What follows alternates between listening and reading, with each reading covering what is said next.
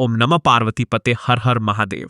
सावन के महीने में कथा सुन रहे हो। आप शिव की भक्ति को जितना जितना जागृत करोगे ना उतना उतना फल तुम्हारे जीवन में प्राप्त हो जाएगा। बारिश का समय चल रहा है। एक बेलपत्र आप अगर शंकर भगवान को रोज चढ़ाते हो, एक बेलपत्र शिव जी को रोज समर्पित करते हो, तो मन में एक संकल्प इस बारिश के मौसम में, इस सावन के महीने में एक संग भी तुम्हारे भीतर आना चाहिए कि एक बेलपत्र अगर मैं शंकर भगवान को चढ़ाती हूं, मैं जिंदा हूं तक तो देवाधिदेव महादेव को बेलपत्र चढ़ाऊंगी, पर मेरे मरने के बाद मेरे बच्चों ने, मेरी बेटी ने, मेरे दामाद ने, मेरे बेटे ने, मेरी बहू ने, पोता पोती ने शंकर जी पर बेलपत्र नहीं चढ़ाई। तो तुम मरने से पहले ऐसा काम कर जाना जैसे बीमा कर जाते हो, तो बीमे की रकम तुम्हारे घर के लोगों को मिलती है। जमा तुम करते हो, रकम तुम्हारे परिवार वालों को मिलती है। उन परिवार वालों का भला कर जाते हो, उसी तरह एक भला अपना भी कर जाना और संसार सागर का भी कर जाना। मेरे मरने के बाद बेलपत्र कौन चढ़ाएगा? इसलिए एक बेलपत्र का पेड़ लगाकर जाना। उस पेड़ की बेलपत्र कोई भी तोड़कर महादेव को चढ़ाएगा, फल तुझे ही मिलेगा। एक बेलपत्र का वृक्ष तुम भी लगाकर जाओ। उस बेलपत्र के पत्ते को कोई तोड़ेगा, शंकर पर चढ़ाएगा, फल मुझे मिलेगा। उस पत्र के पत्ते को कोई तोड़ेगा, शिव को समर्पित करेगा, उसका फल मुझे मिलेगा। मैं चली भी गई, वृक्ष तो रहेगा, पेड़ तो रहेगा। श्रेष्ठ कर्म कर देखिए, और जब श्रेष्ठ कर्म हम करेंगे तो उसका सुख हमको मिलेगा, निश्चित प्राप्त होगा। ये जो पीठिका होती है, इस पीठिका में एक मिनट देखो, इसको इससे समझ। ये जो पीठिका है, ये पीठिका माता पार्वती जी का हस्त कमल। इस पीठ, यह भगवान शंकर का शिवलिंग हो गया। ऊपर से जो जलाधारी में से एक एक बूंद पानी नीचे टपकता है, वो भगवान शंकर की 5 बेटियां जया, विश्रा, शामलितली। और इस पीठिका के सम्मुख में जहां से पानी नीचे गिरता है, जहां से ये जो भाग आगे जाके होता है, जहां से पानी नीचे गिरता है, इसके राइट में श्री गणेश जी, लेफ्ट में श्री कार्तिकेय जी, और मध्य में एक मोटी सी, प्रत्येक शंकर के शिवलिंग की जलाधारी में मोटी सी बीच में एक लाइन होती है। मोटी सी वो स्थान अशोक सुंदरी का होता है। वो स्थान अशोक सुंदरी का होता है। उसका सुख सुंदरी का, जब विशेष बहुत आपको लग रहा है कि यह कार्य होने वाला नहीं है, और विशेष अगर कोई कार्य बहुत समय अगर आपके निकल भी गए हो, बहुत समय आपका लग गया और वो कार्य नहीं हो रहा, 5 बेलपत्र अशोक सौंदर्य वाली जगह पर जब आप चढ़ाएंगे, तो यह डंडी का जो भाग है, यह डंडी का भाग जहां से पानी बहता है, जहां से जल बहता है, उस स्थान की ओर इस डंडी के भाग को रखें।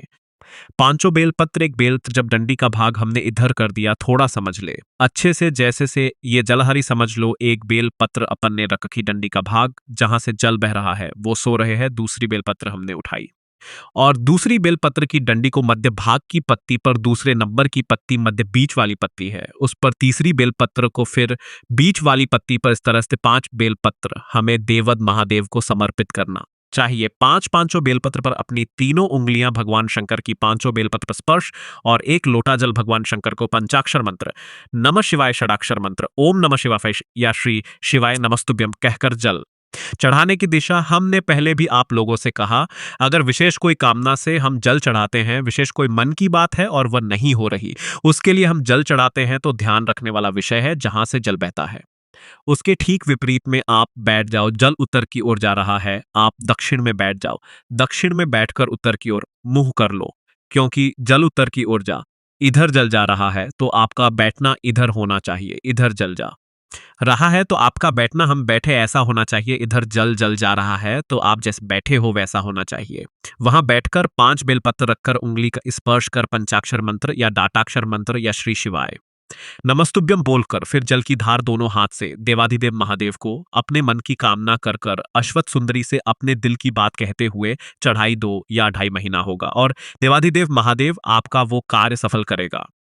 शिव को पाने के लिए बहुत कहीं कोई डंबर, कोई दिखावा नहीं, केवल विश्वास, केवल भरोसा। शिव को पार्वती माता ने भगवान शंकर को पाने के लिए कुछ नहीं करा, केवल शंकर के पार्थिव शिवलिंग का पूजन करना, पार्थिव लिंग बनाना, पार्थिव शिवलिंग बनाकर उसका पूजन करना, आराधना करना सुख देता। जैसे शिव जी का एक नाम है ब्रह्मेश्वर महादेव। यह जो ब्रह्मेश्वर महादेव का जो नाम होता है, कई लोग कहते हैं हमारा बच्चा डिप्रेशन में पहुंच गया, हमारी पत्नी डिप्रेशन में है, हमारा पति डिप्रेशन में है, नींद की गोली खाना पड़ रही है, सुस्त सुस्त रहते हो, डिप्रेशन में चल रहे हो, टेंशन दिन रात दिमाग में चलता रहता है, वो चिंता को मिटाया कैसे जाए। 7 बेलपत्र भगवान शंकर के शिवलिंग पर चढ़ाकर सावन के महीने में 2 लोटा जल शंकर भगवान को, आप लोगों को मालूम है ना, सारे समय पर 1 लोटा जल, और सावन में 2 लोटा जल, सावन के महीने में 2 लोटा जल शिव जी को चढ़ाया और अगर चिंता ज्यादा है, टेंशन ज्यादा है, डिप्रेशन चल रहा है, गोलियों पर गोलियां खाना पड़ रही है, बीपी की गोलियां बार बार खाना पड़ रही है, तो ब्रह्मेश्वर महादेव का नाम लेकर शिव पर 7 बेलपत्र चढ़ाकर, और अगर 7 ना हो तो 5, 5 ना हो तो 3 बेलपत्र शिव को चढ़ाकर रोटे का जल धीरे धीरे शिव जी पर चढ़ाएं। और उसी से थोड़ा सा जल लेकर जो बहुत टेंशन में हो, डिप्रेशन में हो, चिंता में हो, उसको उस जल का आचमन कराना प्रारंभ करो। 3 से 4 दिन के अंदर वो डिप्रेशन से बाहर निकलेगा, अपने कार्य में रुचि रखेगा और उसको प्रसन्न ब्रह्मेश्वर महादेव, बोलो कौन से महादेव?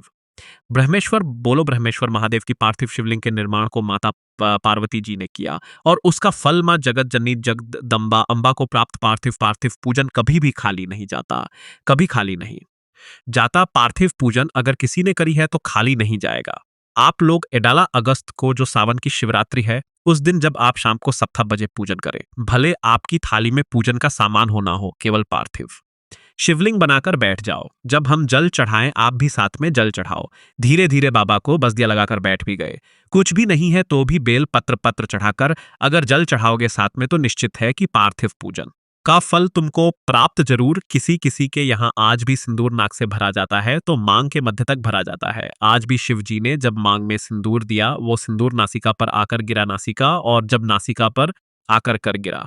अब देव अधिदेव महादेव ने कह दिया, सुनो पार्वती, आज मैं संसार की प्रत्येक नारी को एक वर देता हूं कि नारी चाहे छोटे से बच्चे के कपड़े धो ले, नारी चाहे अपने घर के बुजुर्ग के कपड़े धो ले, नारी चाहे झूठे बर्तन मांज ले, नारी चाहे अपने पति के झूठे बर्तन मांज ले, कपड़े धो ले, सारा काम कर ले। उसके बाद भी नारी अगर एक क्षण के लिए मेरे मंदिर तक आ रही है तो वह कभी अशुद्ध नहीं हो सकती। वो शुद्ध की शुद्ध, वो अशुद्ध नहीं है। उसमें अशुद्धता का भाव आज के जमाने में बहुत बड़ा बड़ा आडंबर हो गया। शिव जी को हाथ मत लगाना, इस मंदिर में प्रवेश मत करो, इस मंदिर के अंदर कोई जा नहीं सकता। शंकर जी को कोई हाथ नहीं लगा सकता, भगवान को कोई छू नहीं सकता। हे भाई, शिव पुराण को अगर अच्छे से अध्ययन करो तो स्वयं देव। जब मेरे पास में मेरे भक्त आते हैं, उनको देखकर जो मेरे चेहरे पर प्रसन्नता आती है वो मुझे फूल चढ़ाने से भी नहीं आ सकती। ये तो अब जब मंदिर हो सारे के सारे शंकर जी के मंदिर में भक्तों का जाना चालू हो गया, तो अब लोगों ने थोड़ा सा यह क्रम चालू किया दिया। शाम को भगवान का श्रृंगार हो जाता है, हम जल चढ़ेंगे। शाम को शिव जी को पानी मत चढ़ाना, शाम को शंकर जी को जल मत चढ़ाना। ये अब चालू हुआ। पहले तो मेरा भोला बाबा पेड़ के नीचे बैठा है, होटले पर बैठा है, दरवाजा भी नहीं है, मंदिर भी नहीं है, खुले आसमान में बैठा है। रात दिन सुबह शाम जब तेरी मर्जी पड़े तब तेरे बाप के पास आ, तब तेरे शिव के पास जब तेरा मन हो। ये बताई थी एक उपाय आप लोगों को बताया था, रात्रि के नाइब बज के जम के बोलो नाइब बज के 15 मिनट वाला वो ऐसा शस्त्र है। अब कई लोग उसका विरोध भी करे, सिर वाले बाबा तो हर कुछ बता देते हैं, शंकर जी को जल चढ़वा रहे हैं। हे भाई, पेट दुखेगा तो बच्चा अपने पापा और मम्मी से ही कहेगा, बच्चे को दर्द होगा तो अपने माँ बाप से कहेगा, दरवाजा बजाएगा, पापा मम्मा आइए, दरवाजा बजा। ये संसार का मनुष्य का बाप देव अधिदेव महादेव है। जब इसको दुख आएगा तो कहाँ जाएगा, किससे किससे कहे, किसको बोले? और कुबेरेश्वर बाबा की भूमि पर रात को दाल बजे भी आओगे तो शंकर जी को जल चढ़ता मिलेगा। बोलो बोलो, सही है गलत है? 1:30 बजे रात को भी आओगे तो शिव जी को जल चढ़ता मिलेगा। 2 बजे रात को भी आओगे तो शिव जी को जल चढ़ता मिलेगा। 3 बजे रात को आओगे तो शिव जी को जल चढ़ता मिलेगा। 6 बजे आओगे तो जल चढ़ता मिलेगा। दिन जल चढ़ता मिलेगा। 24 घंटे बाप का दरवाजा अपनी औलाद के लिए खुला के खुला है, वो आएगा। कावड़ का नियम क्या होता है? कावड़ का जल किस जगह पर रख दिया जाए, लाकर थोड़ा सा कि जीवन में कभी संपदा की कमी ना हो। जिंदगी कावड़ का एक नियम होता है कि कावड़ को यह कंधे से यह कंधे पर रखना है, तो सिर के ऊपर से कभी नहीं लिया जाता। कावड़ का एक नियम फल लाना है, इस कंधे से इस कंधे पर आ जाता है, पीछे से लाया जाता है, पर सिर पर से बार कर उसको वापस नहीं लाते। सिर पर से कावड़ का एक नियम होता है, जिस नारी का जिस व्यक्ति की संतान नहीं होती है उसको कावड़ यात्रा करने से पहले अपनी गोदी में धान चावल को भरना पड़ता है। गोदी में उसको जब तक महादेव के दरवाजे तक नहीं चली जाती, जब तक उसकी गोदी में वो धान चलते चलते उसकी झोली में वो हिलता रहता है। कावड़ का जल उसके कंधे पर रहता है, और जब वो कावड़, जिसकी औलाद नहीं संतान नहीं, जब वो कावड़ का जल महादेव को चढ़ाती है तो पहले जल समर्पित करने के बाद फिर चावल के दाने बाबा के उस शिवलिंग पर समर्पित करती है कि बाबा मेरी गोदी में तू यहां तक लेकर आया है, यह गोदी खाली मत छोड़ना, मेरी गोदी भर देना, भले 20 साल हो गए। कावड़ यात्रा का नियम है, सिर पे से बाहर कर वापस नहीं आती। सम्मुख से कावड़ निकल जाती, लंकाधिपति रावण को सुध पड़ी। जब तुम रुका जी ने कहा, जाओ लंकेश, अगर तुम चाहते हो कि शंकर के शरीर में गंध पहुंची है, उस विष की गंध को समाप्त करना है, तो तुम जाकर महादेव को जल अर्पित करो। सावन के महीने में उसी को हमारे यहाँ कावड़ कहा गया। अविश्वास, भरोसा, दृढ़ता शिव के प्रति जागृत कर कर चलते हैं। जब दो चीजों का स्मरण होना चाहिए, एक अपने घर से निकलते समय दरवाजे के बाहर दो स्वस्तिक बनाकर अवश्य आए। कावड़ियों का नियम होना चाहिए, घर से जब निकले दो स्वस्तिक दरवाजे बनाकर आना चाहिए। जिस समय आप कावड़ का जल चढ़ाकर वापस घर की ओर जाए, तो वो दो स्वस्तिक जो तुमने बनाए हैं उस पर कावड़ का जल छटना अवश्य चाहिए। उस घर से लक्ष्मी कभी समाप्त नहीं होती, उसमें भरी रहती है। कावड़ियों का स्मरण में आना चाहिए। जब जल भरने जाओ, तुम्हारे दरवाजे पर स्वस्तिक बना होना चाहिए। तुम्हारे दरवाजे पर दो शस्त्र का स्मरण होना चाहिए। मेरा शिव, मेरे गोरा, मेरा गणेश, मेरी रिद्धि, मेरी सिद्धि, मेरे देव नारायण, लक्ष्मी, राम, सीता, मेरे कृष्ण, मेरे राधा, सब वहीं पर विराजमान हो। सर्वस्व वही कावड़ियों को स्मरण होना चाहिए। और कावड़ियों को इस बात का भी स्मरण रखना चाहिए कि अपनी कावड़ यात्रा जैसे सीहोर में तो 10 किलोमीटर की है, सीर सीवन नदी से जल भरा और 1 किलोमीटर दूर बाबा कुबेर भंडारी को चढ़ाया। आप सुल्तानगंज से भर रहे हो, हरिद्वार से भर रहे हो, आप प्रयागराज से भर रहे हो, जहां से भी आप जल भर रहे हो या अपने नजदीक से भर रहे हो, जितनी दूर तक तावड़ लेकर जा रहे हो, उतनी दूर तक तुम्हारे मुख से व्यर्थ की बात ना निकलते हुए भगवान का नाम निकलना चाहिए। बोल बम का नारा है, बोल बम बोल, बम बोल, बम बोल बम। मेरी जितनी जीजियां बैठी हैं, जितने मेरे जीजा बेटे हैं, जितनी मेरी बेटियां बैठी हैं, जितने मेरे बेटा बेटे हैं, जितने मेरे बुजुर्ग माँ बाप बैठे हैं, सावधानी से सुनिएगा। और जो आस्था चैनल पर, फेसबुक, यूट्यूब पर, सोशल मीडिया पर इस पवित्र कथा को सुन रहे हैं, वह भी सावधानी से सुने। 2 समय का किया गया भजन हमें नरक में नहीं पड़ने देता। एक, जिस समय पर अपने कुल में किसी को बच्चा हो रहा हो, बच्चा जन्म ले ले और उसकी नाल कटे, उस नाल कटने के समय पर जो भजन किया जाता है, नाल कटने के पहले बच्चा जन्म लिया, नाल कटने के पहले जो भगवान का एक बार भी अगर नाम ले लिया, तो समझ लेना कि जिंदगी में दूसरा जन्म नहीं हो सकता। भगवान का भजन दूसरा, शिव महापुराण की कथा दूसरा समय देती है, जो मां जगत जननी जगदम्बा पार्वती जी ने बताया। जिस समय पर संसार का मनुष्य अपने घर से जल लेकर, जैसे मां पार्वती जी नदी से जल भरकर, सरोवर से जल भरकर, बावड़ी से जल भरकर पार्थिव शिवलिंग का पूजन करने के लिए जाती थी, जिसके समय पर संसार का मनुष्य अपने घर से जल भरकर शंकर के मंदिर तक जाता है, जितनी देर उसके हाथ में कलश रखा रहता है पानी का, उतनी देर अगर उससे 2 बार भी शिव का नाम निकल जाता है, तो फिर संसार में उसका जन्म नहीं होता। शिव का अब आपको और हमको इतना स्मरण नहीं है। डॉक्टर बताएगा नहीं कि बच्चे ने जन्म ले लिया है, नाल कटने वाली है, तो हम वो भजन नहीं कर पाएंगे। पर पानी का कलश तो हमारे हाथ में है, जल का लोटा तो हमारे हाथ में है। हम जब घर से निकले, तब मुख से 2 बार, 5 बार, 10 बार श्री शिवाय नमस्तुम, श्री शिवाय नमस्तु, श्री शिवाय नमस्तुम, श्री शिवाय नमस्तु, श्री शिवाय नम, श्री शिवाय नमस्तु। हम कम से कम 2 बार, 5 बार, 3 बार, 4 बार, 1 बार शिव का नाम तो ले सकते। और हमने मुख से जल चढ़ाने के पहले जो नाम लिया, वही की हमारे भीतर की तरंग उस जल में जाती है, शिव को चढ़ती है, और शिव हमारा ज्ञान करना प्रारंभ कर देते हैं। कितना सुंदर कहा है। शिव महापुराण के अंतर्गत वेदव्यास जी कहते हैं, जब जल चढ़ाने के लिए शिव के मंदिर जाओ, घर का पूरा काम कर लो, बच्चों को स्कूल भेज दो, बुजुर्ग माँ बाप की सेवा कर लो, बुजुर्ग माता पिता को दवाई देना है तो दवाई दो, भोजन देना है तो भोजन दो, पूरा घर का काम निपटा लो, झाड़ू पोछा भी लगा लो, बर्तन भी मान लो। और जिस समय 4 घंटे में से भी अगर 1 मिनट तुम्हें दिखे कि यह मेरा 1-1.5 मिनट खाली है, उस समय पर 1 लोटा जल भरो और शंकर के पास पहुंच झगड़ा कर कर नहीं, बच्चे रो रहे हैं और तुम शिव जी के मंदिर में बैठे हो, शिव स्वीकार नहीं को पति आवाज लगा रहा है कोई काम के लिए, और तुम शंकर के मंदिर में बैठे स्वीकार नहीं। घर के बुजुर्ग माँ बाप दवाई के लिए घर पर बैठे हैं और तुम शिव के मंदिर में बैठे हो, स्वीकार नहीं होगा। ये स्वीकार हनुमान लिए, भोजन बना लिया, सब्जी रोटी बना ली, सारा घर का काम कर लिया। अब कई लोग कहते हैं, गुरुजी हम तो अशुद्ध हो जाएंगे, हम तो अशुद्ध हो जाएंगे। ए मेरी जीजियों, भगवान शंकर ने जब माता पार्वती जी के साथ में 7 फेरे लिए, 7 फेरे और फेरे होने के बाद जब माता पार्वती जी के मांग में जब सिंदूर भरा गया, वो सिंदूर जब मांग में भरा जा रहा था, वो सिंदूर नासिका पे आकर गिर रहा था। किसी किसी के यहाँ आज भी सिंदूर नाक से भरा जाता है, तो मांग के मध्य तक भरा जाता है। आज भी शिव जी ने जब मांग में सिंदूर दिया, वो सिंदूर नासिका पर आकर गिरा, नासिका, और जब नासिका पर आकर गिरा, तब देव आदिदेव महादेव ने कह दिया, अब सुनो पार्वती, आज मैं संसार की प्रत्येक नारी को वर देता हूं कि नारी चाहे छोटे से बच्चे के कपड़े धो ले, नारी चाहे अपने घर के बुजुर्ग के कपड़े धो ले, नारी चाहे झूठे बर्तन मांज ले, नारी चाहे अपने पति के झूठे बर्तन मांज ले, कपड़े धो ले, सारा काम कर ले, उसके बाद में अगर एक क्षण के लिए मेरे मंदिर तक आ रही है तो वो कभी अशुद्ध नहीं हो सकती। उसमें अशुद्धता का भाव आज के जमाने में बहुत बड़ा बड़ा आडंबर हो गया। शिवजी को हाथ मत लगाना, मंदिर में प्रवेश मत करो, इस मंदिर के अंदर कोई जा नहीं सकता, शंकर जी को कोई हाथ नहीं लगा सकता, भगवान को कोई छू नहीं सकता। हे भाई, शिव पुराण को अगर अच्छे से अध्ययन करो तो स्वयं देव अधिदेव महादेव कहते हैं। जब मेरे पास में मेरे भक्त आते हैं, उनको देखकर जो मेरे चेहरे पर प्रसन्नता आती है वो मुझे फूल चढ़ाने से भी नहीं आ सकती।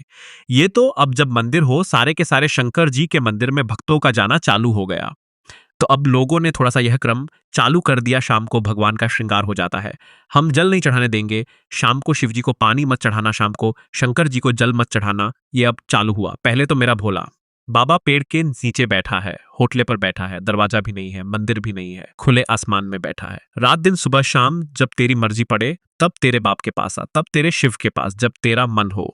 एक पूजन आपको बताई थी, एक उपाय आप लोगों को बताया था, रात्रि के 9 बज के जम के बोलो 9 बज के 15 मिनट वाला वो ऐसा शस्त्र है। अब कई लोग उसका विरोध भी करे, सीर वाले बाबा तो हर कुछ बता देते हैं रात को। नाव पापे शंकर जी को जल चढ़वा रहे हैं। हे भाई, पेट दुखेगा तो बच्चा अपने पापा और मम्मी से ही कहेगा, बच्चे को दर्द होगा तो अपने माँ बाप से कहेगा, दरवाजा बजाएगा, पापा मम्मा आइए दरवाजा बजा। ये संसार का मनुष्य का बाप देव अधिदेव महादेव है।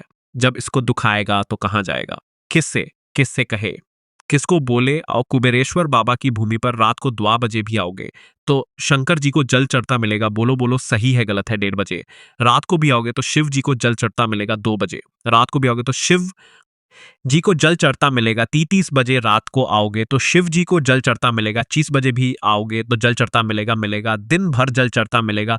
24 घंटे बाप का दरवाजा अपनी औलाद के लिए खुला के खुला है, वो आएगा। कावड़ का नियम क्या होता है? कावड़ का जल किस जगह पर रख दिया जाए, लाकर थोड़ा सा कि जीवन में कभी संपदा की कमी ना हो।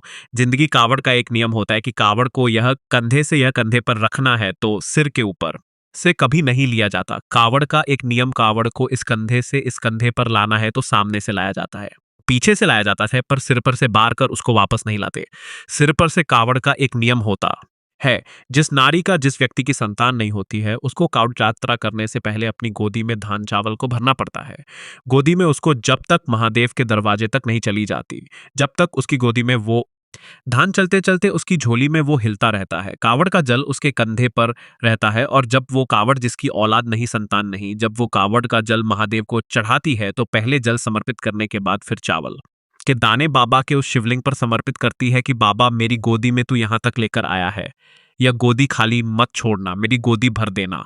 भले 50 साल हो गए, कावड़ यात्रा का नियम है, सिर पे से बाहर कर वापस नहीं आती। सम्मुख से कावड़ निकल जाती। लंकाधिपति रावण को सुध पड़ी। जब तुम, रुका जी ने कहा, जाओ लंकेश, अगर तुम चाहते हो कि शंकर के शरीर में गंध पहुंची है, उस विष की गंध को समाप्त करना है, तो तुम जाकर महादेव को जल अर्पित करो। सावन के महीने में उसी को हमारे यहाँ कावड़ कहा गया। अविश्वास भरोसा दृढ़ता शिव के प्रति जागृत कर कर चलते हैं। जब 2 चीजों का स्मरण होना चाहिए, एक अपने घर से निकलते समय दरवाजे के बाहर 2 स्वस्तिक बनाकर अवश्य, 2 स्वस्तिक बनाकर अवश्य आए। कावड़ियों का नियम होना चाहिए, घर से जब निकले 2 स्वस्तिक दरवाजे बनाकर आना चाहिए। जिस समय आप कावड़ का जल चढ़ाकर वापस घर की ओर जाए तो वो 2 स्वस्तिक जो तुमने बनाए हैं उस पर कावड़ का जल नठना अवश्य चाहिए। उस घर से लक्ष्मी कभी समाप्त नहीं होती, उसमें भरी रहती है। कावड़ियों का स्मरण में आना चाहिए। जब जल भरने जाओ, तुम्हारे दरवाजे पर स्वस्तिक बना होना चाहिए। तुम्हारे दरवाजे पर 2 शस्त्र का स्मरण होना चाहिए। मेरा शिव, मेरे गोरा, मेरा गणेश, मेरी रिद्धि, मेरी सिद्धि में देव, नारायण, लक्ष्मी, राम, सीता, मेरे कृष्ण, मेरे राधा, सब वहीं पर विराजमान हो। सर्वस्व वही कावड़ियों को स्मरण होना चाहिए। और कावड़ को इस बात का भी स्मरण रखना चाहिए कि अपनी कावड़ यात्रा, जैसे सीहोर में तो 10-17 किलोमीटर की है, सीर सीवन नदी से जल भरा और 51 किलोमीटर दूर बाबा कुबेर भंडारी को चढ़ाया। आप सुल्तानगंज से भर रहे हो, हरिद्वार से भर रहे हो, आप प्रयागराज से भर रहे हो, जहां से भी आप जल भर रहे हो या अपने नजदीक से भर रहे हो, जितनी दूर तक तावड़ लेकर जा रहे हो, उतनी दूर तक तुम्हारे मुख से व्यर्थ की बात न निकलते हुए भगवान का नाम निकलना चाहिए। बोल बम का नारा है, बोल बम बोल। बम बोल बम मेरी जितनी जीजियां बैठी हैं, जितने मेरे जीजा बैठे हैं, जितनी मेरी बेटियां बैठी हैं, जितने मेरे बेटा बैठे हैं, जितने मेरे बुजुर्ग माँ बाप बैठे हैं, सावधानी से सुनिएगा। और जो आस्था चैनल पर, फेसबुक, यूट्यूब पर, सोशल मीडिया पर इस पवित्र कथा को सुन रहे हैं, वह भी सावधानी से सुने। 2 समय की किया गया भजन हमें नरक में नहीं पड़ने देता। एक, जिस समय पर अपने कुल में किसी को बच्चा हो रहा हो, बच्चा जन्म ले ले और उसकी नाल कटे। उस नाल कटने समय जो भजन किया जाता है, नाल कटने के पहले बच्चा जन्म लिया, नाल कटने के पहले जो भगवान का एक बार भी अगर नाम ले लिया तो समझ लेना कि जिंदगी में दूसरा जन्म नहीं हो सकता। भगवान का भजन दूसरा, शिव महापुराण की कथा दूसरा समय देती है, जो मां जगत जननी जगदम्बा पार्वती जी ने बताया। जिस समय पर संसार का मनुष्य अपने घर से जल लेकर, जैसे मां पार्वती जी नदी से जल भरकर, सरोवर से जल भरकर, बावड़ी से जल भरकर पार्थिव शिवलिंग का पूजन करने के लिए जाती थी, जिस समय पर संसार का मनुष्य अपने घर से जल भरकर शंकर के मंदिर तक जाता है, जितनी देर उसके हाथ में कलश रखा रहता है पानी का, उतनी देर अगर उसके मुख से 2 बार भी शिव का नाम निकल जाता है तो फिर संसार में उसका जन्म नहीं होता। शिव का अब आपको और हमको इतना स्मरण नहीं है। डॉक्टर बताएगा नहीं कि बच्चे ने जन्म ले लिया है, नाल कटने वाली है, तो हम वो भजन नहीं कर पाएंगे। पर पानी का कलश तो हमारे हाथ में है, जल का लोटा तो हमारे हाथ में है। हम जब घर से निकले तब मुख से 2 बार, 5 बार 10 तो श्री शिवाय नमस्तुम, श्री शिवाय नमस्तु, श्री शिवाय नमस्तुम, श्री शिवाय नमस्तु, श्री शिवाय नमस्तु हम कम से कम 2 बार, 5 बार, 3 बार, 4 बार, 1 बार शिव का नाम तो ले सकते। और हमने मुख से जल चढ़ाने के पहले जो नाम लिया, वही की हमारे भीतर की तरंग उस जल में जाती है, शिव को चढ़ती है और शिव हमारा कल्याण करना प्रारंभ कर देते हैं। कितना सुंदर कहा है। शिव महापुराण के अंतर्गत वेदव्यास जी कहते हैं, जब जल चढ़ाने के लिए शिव के मंदिर जाओ, घर का पूरा काम कर लो, बच्चों को स्कूल भेज दो, बुजुर्ग माँ बाप की सेवा कर लो, बुजुर्ग माता पिता को दवाई देना है तो दवाई दो, भोजन देना है तो भोजन दो, पूरा घर का काम निपटा लो, झाड़ू पोछा भी लगा लो, बर्तन भी मालो। और जिस समय 4 घंटे में से भी अगर 1 मिनट तुम्हें दिखे कि यह मेरा 1 डेढ़ मिनट खाली है, उस समय पर एक लोटा जल भरो और शंकर के पास पहुंच, झगड़ा कर कर नहीं बच्चे रो रहे हैं और तुम शिव जी के मंदिर में बैठे हो। शिव स्वीकार नहीं करो, पति आवाज लगा रहा है कोई काम के लिए और तुम शंकर के मंदिर में बैठे स्वीकार नहीं। घर के बुजुर्ग माँ बाप दवाई के लिए घर पर बैठे हैं और तुम शिव के मंदिर में बैठे हो, स्वीकार नहीं होगा। ये स्वीकार हनुमान लिए भोजन बना लिया, सब्जी रोटी बना ली, सारा घर का काम कर लिया। अब कई लोग कहते हैं गुरुजी हम तो अशुद्ध हो जाएंगे, हम तो अशुद्ध हो जाएंगे। ये मेरी जीजियो, भगवान शंकर ने जब माता पार्वती जी के साथ में 7 फेरे लिए, 7 फेरे और फेरे होने के बाद जब माता पार्वती जी के मांग में जब सिंदूर भरा गया, वो सिंदूर जब मांग में भरा जा रहा था, वो सिंदूर नासिका पे आकर गिर रहा था। किसी किसी के यहाँ आज भी सिंदूर नाक से भरा जाता है तो मांग के मध्य तक भरा जाता है। आज भी शिव जी ने जब मांग में सिंदूर दिया, वो सिंदूर नासिका पर आकर गिरा, नासिका, और जब नासिका पर आकर गिरा तब देव आदिदेव महादेव ने कह दिया सुनो पार्वती, आज मैं संसार की प्रत्येक नारी को देता हूं कि नारी चाहे छोटे से बच्चे के कपड़े धो ले, नारी चाहे अपने घर के बुजुर्ग के कपड़े धो ले, नारी चाहे झूठे बर्तन मांज ले, नारी चाहे अपने पति पति के झूठे बर्तन मांज ले, कपड़े धो ले, सारा काम कर ले। उसके बाद भी नारी अगर ये मेरे मंदिर तक आ रही है तो वो कभी अशुद्ध नहीं हो सकती। शुद्ध की शुद्ध, वो अशुद्ध नहीं है। उससे अशुद्धता का भाव आज के जमाने में बहुत बड़ा बड़ा आडंबर हो गया। शिवजी को हाथ मत लगाना, इस मंदिर में प्रवेश मत करो, इस मंदिर के अंदर कोई जा नहीं सकता, शंकर जी कोई हाथ नहीं लगा सकता, भगवान को कोई छू नहीं सकता। हे भाई, शिव पुराण को अगर अच्छे से अध्ययन करो तो स्वयं देव अधिदेव महादेव कहते हैं, जब मेरे पास में मेरे भक्त आते हैं उनको देखकर जो मेरे चेहरे पर प्रसन्नता आती है वो मुझे फूल चढ़ाने से भी नहीं आ सकती। तो हे भक्तों, इस सत्य को अपने हृदय में उतार लो। शिव भक्ति में कोई ऊंच नीच, कोई छूत अछूत नहीं है। शिव तो भोले हैं, वे केवल भाव के भूखे हैं। यदि आपके हाथ में जल का लोटा है और हृदय में शिव के प्रति प्रेम है तो आप सबसे पवित्र हैं।